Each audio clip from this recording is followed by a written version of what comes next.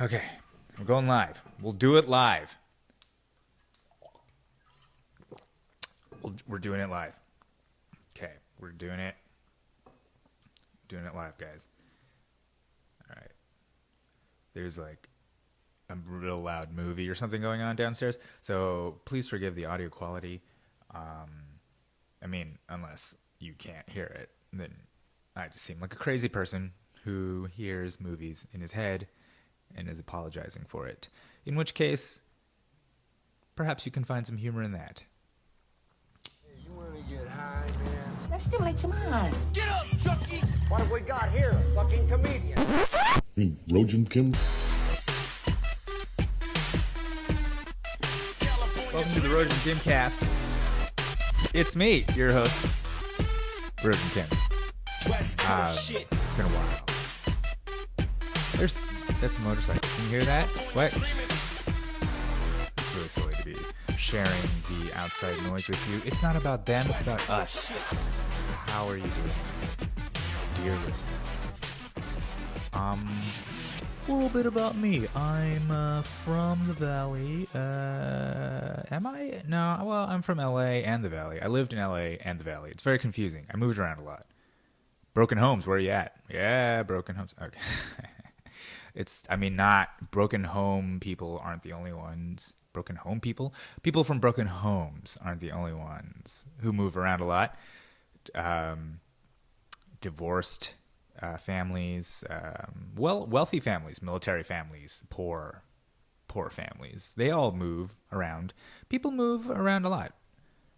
I don't know if it's more or less common to be moving around. I guess it just depends on conditions, the economy and whatnot. I guess for me, I moved around a shit ton. LA, Koreatown, the Valley. I did some comedy in the Valley. I guess I have already done some in the Valley, but I don't really count Burbank as the Valley proper. Burbank to me is like a suburban enclave right outside the Valley. But what do I know? I mean, I was just a kid growing up in the Valley, but that's just how Burbank always felt like it was somewhere away. But the Valley is the Valley. So anyways, out Sherman Oaks, North Hollywood, that's what I'm talking about, doing shit out there. And I was at this mic in North Hollywood, and the host also owned the joint. He was like, hey, why don't you guys sit down? Everybody sat down, and then 3 dudes were still standing, and he was like, hey guys, sit down. And then 2 of the dudes sat down, but then 1 dude, this older dude, didn't sit down. And the host was all pissed off. He was like, hey man, sit down. And then the guy's like, I sit down at work all day. I prefer to stand. And then the host threw the mic just like onto the ground, like just threw it in anger. I mean, it seemed very cartoonish. Like he threw the mic onto the ground, he picked up a chair, slammed it against the wall, and then threw the chair over the wall, because the wall was just sort of constructed like it's like a tiny black box theater, right? And part of it's like a set with a door built in, but there's a space above the wall, that the door's built into, and the ceiling. So there's like a little space. So he chucks the fucking chair through the thing, and it all felt kind of choreographed, but he was really angry. He was like, fuck, that's it, get out. He's like telling the dude to get out. Get the fuck out of here, you smug fuck. And then gave him his $5 back. North Hollywood, guys, fourth wall. I actually enjoyed it. I personally, I asked him if there was a history there, and he said no. I was like, okay, take that as you will. Mike also has rules. You got to be there on time, and then once you're in, you're locked in for like 45 minutes. I guess there's a max 9 comics. It's an efficient meat grinder of an open mic. It's also, it's kind of a Spartan comedy, Spartan sort of fight. Maybe, but I think I like it because of I crave structure. Perhaps I crave structure. Perhaps that's what's going on. I don't know. That's me. Me, an agent of chaos, saying I crave structure. What's that you say? Yeah, yeah, I know. I'm a wild and crazy guy. I'm a wildling. I was raised in a barn. When people are like, "What were you raised in a barn?" And I was like, "Yeah, yeah." Not a literal. Can I try that again? Thanks. Just give me a second. Not a literal barn, but the barn of my mind. You know what I mean? The barn created by neglect, years of neglect, by absent parents, and a kid alone in a big city. That's me, the kid. Not anymore. I'm not. I'm like a 40-year-old kid now. Oof. I'm not 40. I've been saying that I've been 40 for like 2 years. I'm 39, but I'm turning 40, and I knew this day would come. You know, like I've been talking about it for years, and it's upon me. And what do I think about it? Well, I don't need to go on about my age right now. I'm reminiscing about where I grew up and doing comedy there. I learned to drive out in the fucking valley. You know, all the teenage shit happened out there. First blowjob in a public park. Actually, probably my last blowjob in a park. I don't think I ever got one again in the park. Well, the first time was because I was like a 15-year-old kid, and there's not many places you can go when folks are home and stuff to get a blowjob. And I mean, my family, if I can call it that, my dad and stepmom were definitely not cool at all about sexual shit. They were very like, I don't know, very like, abuse is not the right word because abuse is, that's a real thing. You know, that's a real thing, and I'm not going to say I was there. But it's just like bad parenting. You know what I mean? Like shame driven. There you go. There's a lot of making me feel shameful, slut shaming, and what's the opposite? What's the dude version of slut shaming? Does that even exist? Is that a thing? Is just shaming? Isn't that just shaming? All right. Isn't slut shaming just shaming? Is it? No, I don't know. It's just me against the tide, guys. What am I going to do? Stand up to it? Do I want to take down the authorities? Take down the word slut shaming? Let's get rid of it. Why distinguish between slut shaming and any other kind of shaming? It's all shameful. You're shaming people. And who are you to be shaming anyone? Huh? How dare you shame me? Huh? What are you, fucking judge shamer, judge fucking Seamus McShamey?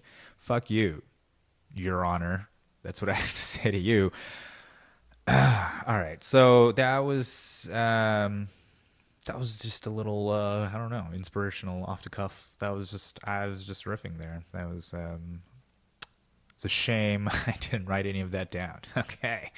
All right. I've been doing stand-up, but going to it, not like I've started. Okay, I've decided. I made a decision. And that decision is there's just doing. You know what I mean? And this perhaps ties into me being 40, and that this is middle age. I mean, I'm at the halfway point of my life. Hopefully. I mean, I could die tomorrow. If I died tomorrow, then that was a lot of weed I smoked and did nothing for a long time. But I would like to think that what I was doing was gestating a point of view, gestating a process, a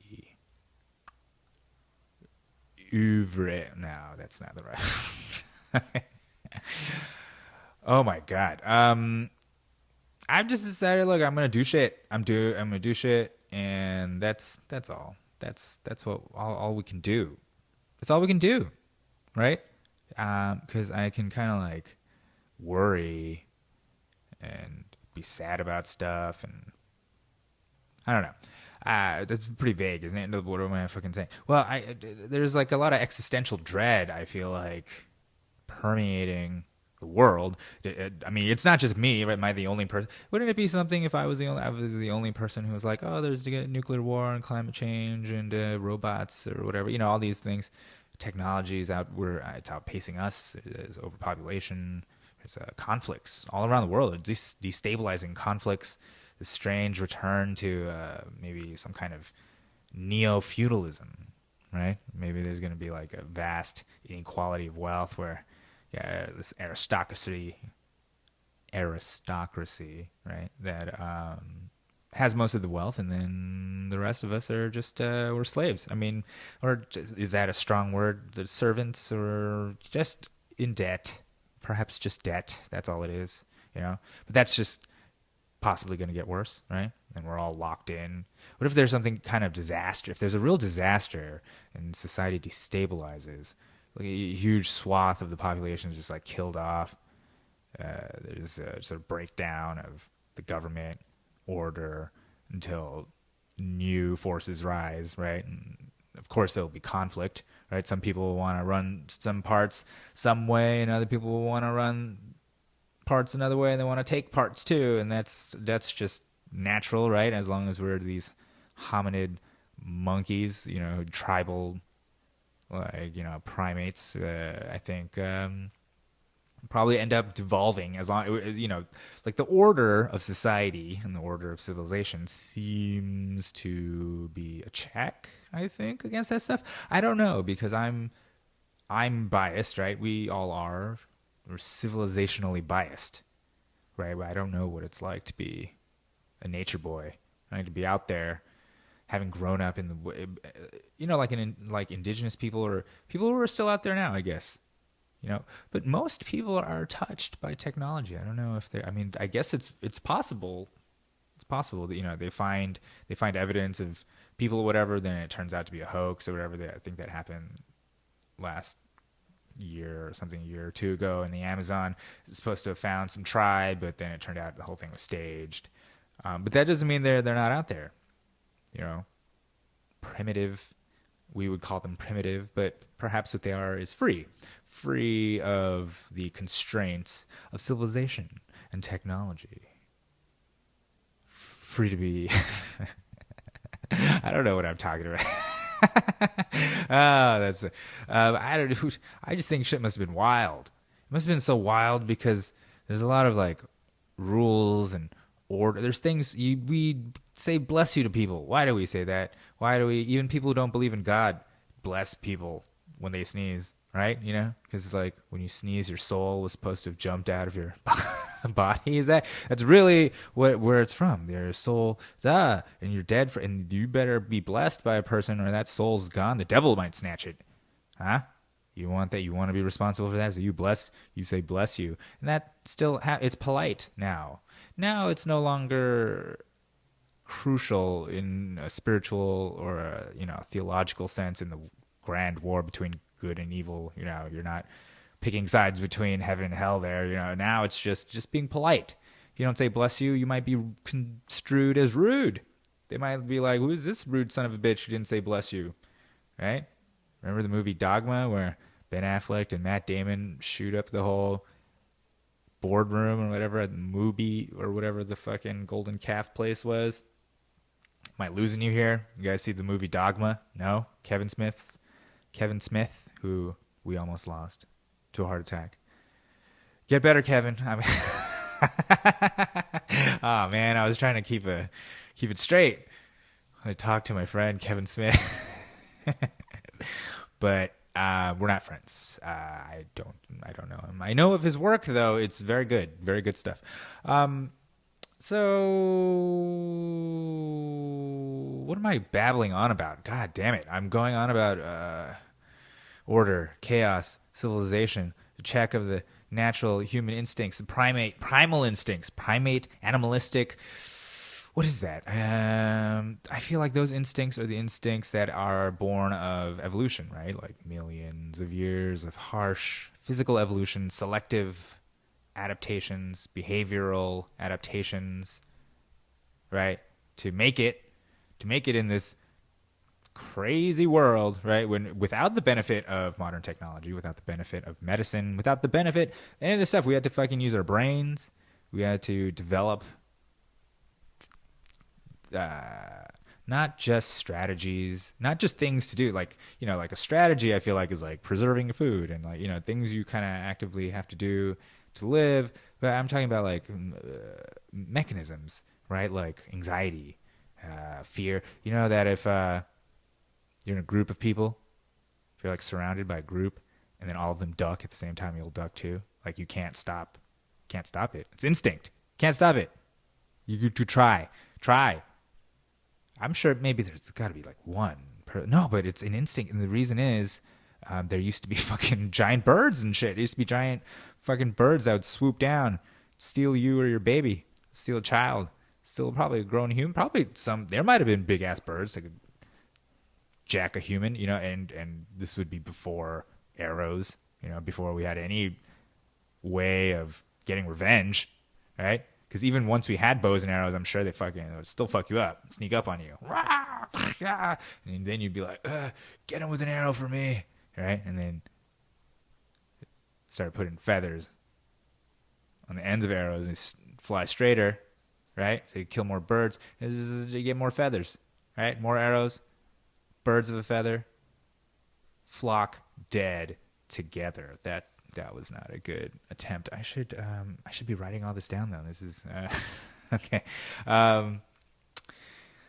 Yeah. So civilization, chaos, order, the strange duality of the universe. And I feel like as I was you learn about this stuff growing up. Yeah, and it's sort of like the yin yang, or again, just polarities, pluses and minuses, right? North south poles of magnets, the north and magnetic poles, north and south. Like this duality, nature, matter, antimatter. Like left, right. Everything's why is it? Is it because we have a brain that's split into two? And then we can't help but to be bilateral, right? Two eyes, two. We're like two halves put together biologically, and so that's also how we construe the world, maybe. I don't know. I mean, conceptually, even as sentient creatures, are we limited by the fact that we have a bicameral brain? You know what I mean? Like, is it like the fact that our brain is split in half, has two pieces, and it's kind of like it's actually like two brains talking to each other. They've done these experiments.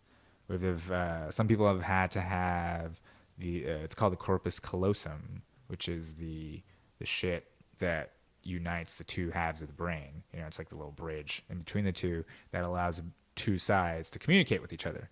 And then you get the full picture.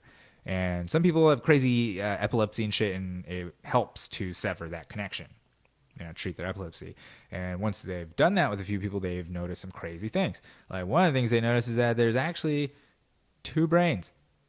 Okay? Like there's two brains. So like, for instance, your speech and your writing centers are on different sides of your brain, right? So, and I think it's whatever side you write with.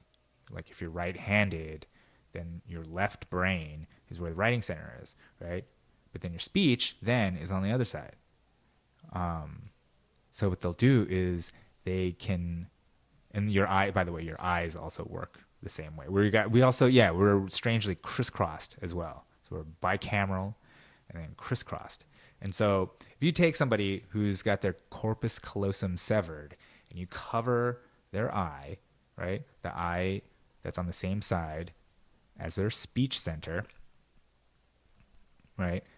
And you show them a picture and you ask them what it is, they won't be able to say what it is. So if it's like a cat, they'll be like, what is this a picture of? They'll be like, can't say, I don't know. But if you ask him or her to write what they see, then they'll write cat. Fuck. Sorry, guys. There's some crazy weird sounds. I'm picking up some crazy weird sounds. Are you here? I don't know. Ruin the whole story because, God damn it.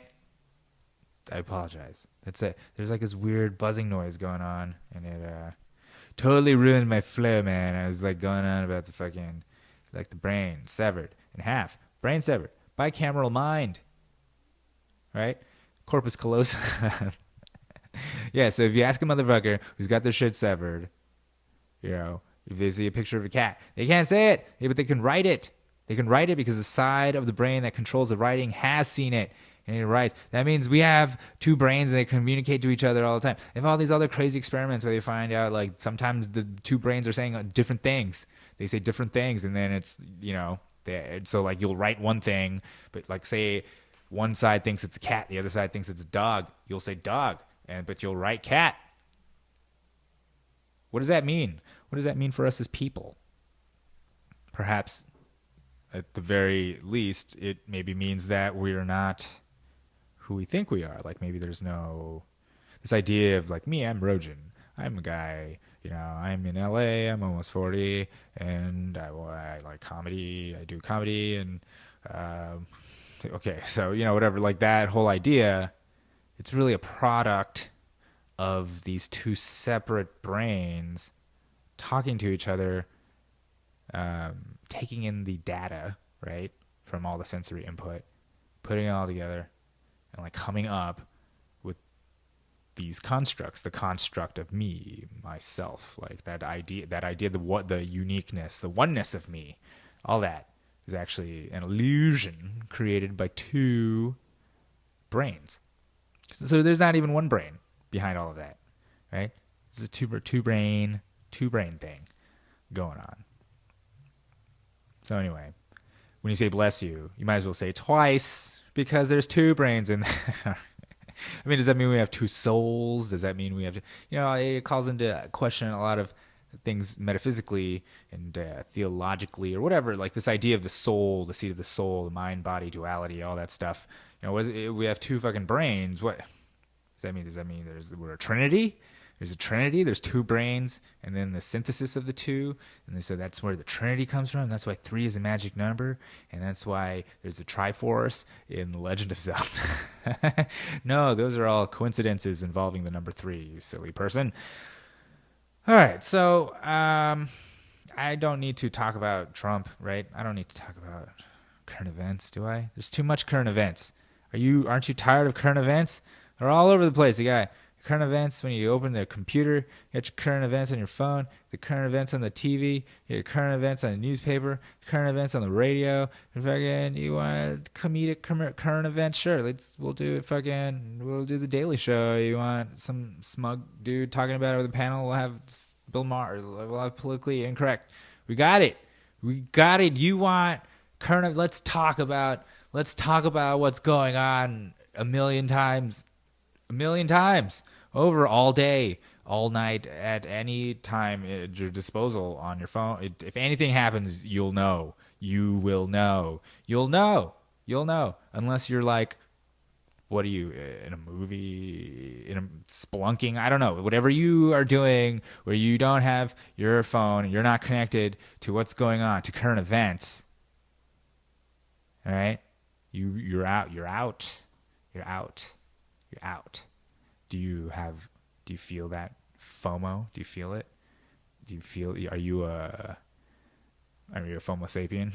Are you trying to be there for everything? Because things are happening left and right all the time. Things are happening like currently, right now. There's some shit going down that you don't even think about the worst thing. Think about the worst thing you can imagine. Like the worst thing, imagine that could happen to you, a loved one, just the worst. Then multiply that by like just a factor of like I don't know, like a Jeffrey Dahmer level. I don't know, like that guy with the like sex dungeon plus cannibals. I don't know, just kind of, it's going on right now. It's currently going on. That's a current event. It's a current event. No one's talking about it though. No one's talking about it because there's no cameras. You know, there's no scoop man. There's no one there. There's no one there to find out what's happening. I don't know. I get caught up in talking about what's going on, then you're just sort of feeding into the narrative of what's going on, telling a story of something that's going on before it's even done happening. I feel like the stories all become meaningless, right? At least the stories we're telling what's going on. Recorded history, no wonder we don't have any fucking history, right? Like it's very good. I remember when my friend Merv, was he a friend? Well, he was a classmate. No disrespect to him. Not that he's listening, but if he, no, Merv's a cool dude, man. He's a rock star. All right, anyway. We used to make fun of Merv because he would say, well, at least this is what his dad believed, that back in the day, shit was way more advanced. Like Noah's Ark and shit. It wasn't like literal. It was like a dude with DNA, like taking DNA, and we just laughed and we laughed at him. We laughed at him, and it wasn't because we like knew anything and were smarter. It's just because we were dickheads who wanted to, teenage boys will jump at any opportunity to push someone down the totem pole. You know what I mean? It's fucking dog eat dog out there, and as soon as someone slips up, you pounce on that motherfucker. Your dad is crazy, we would say. But now I'm mature, now I'm an adult, and maybe it's true. It's possible. Look, if anything happened to all our shit now, like all this data and all, if everything we've got is on computers, all our knowledge, everything, like and something like a solar flare. That's all it takes. All it'll take is a flare to create an electrostatic rigmarole, and all your shit can get wiped out. Okay, so all that stuff, that data that you felt you had, could be gone.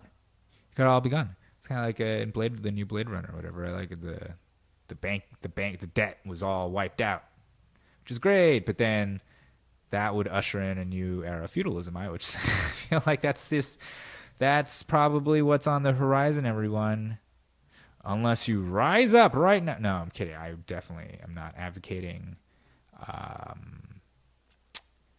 Well, I don't know. Am I? I don't know. Who am I to stop the tide of history? That's what I have to say. All right, guys. I know that you are probably chomping at the bit to hear me babble on even more and more about God knows what I'm talking about. I'm just letting some stuff out. I feel like this was good for me. Was it good for you? I hope so. Come follow me on the places that I'm at. Twitter. Come follow me on Twitter. I haven't been tweeting. Follow me. Are you even out there? Yeah, some of you are out there. There's a couple of you out there, and you know what? I think that it was worthwhile just for that. I think that here's the thing. Things do seem crazy. I mean, things are crazy. But when have they not been? Like when have they? Like just the. I was talking about all this shit before, shit used to go down back in the day before we had any of this modern technology, whatever. We have to survive living in the dirt, figuring out how to make fire and eating raw meat, and just fucking suffering. Always sick, suffering, hurting, cold. Oh, so cold. Cold and tired and hungry all the time. All the time. Now when any of those things happen, we can do something about it. Most of us can. And that's a lot better than the way things used to be. And now, is it possible that we could head to a place that's not as great as now? Sure. It's totally possible, right? Of course it's possible. It goes without saying, because not anything is possible, but there's a myriad of possibilities that we may not be prepared for. We may think we know everything, but we don't know. Like a fucking earthquake can just come. We don't know. Okay? Things happen. So, the ones that survived are the ones that could go with it, roll with it, or at least murder the people around them and take their stuff. I don't know. It's gotta be, it's just a combination of those things, I'm sure. There's a lot of fucking crafty psychopaths, and lovable psychopaths out there, right? You had to live, you had to survive. So we've been through some shit. So right now we're in a time where shit is amazing, right? And I think and yes, it could all go away, one way or the other, even without the fucking disaster looming. You know, us as individuals, just a little blood clot, random blood clot can just make its way into your heart or your lungs or your brain, right? Like, that's all it takes. That's all it would take. One little tiny virus getting in there, something strange going on, some random piece of DNA that's a time bomb set to take you out. All those things are possible, you know? So I think it's fucking awesome to be alive. If you're fucking able and willing, you know, time to make a killing. No, I was looking for a rhyme. I'm sorry. I don't know. All right, guys. So signing off. I'm Rogin. Kim. Thank you for listening. Good night.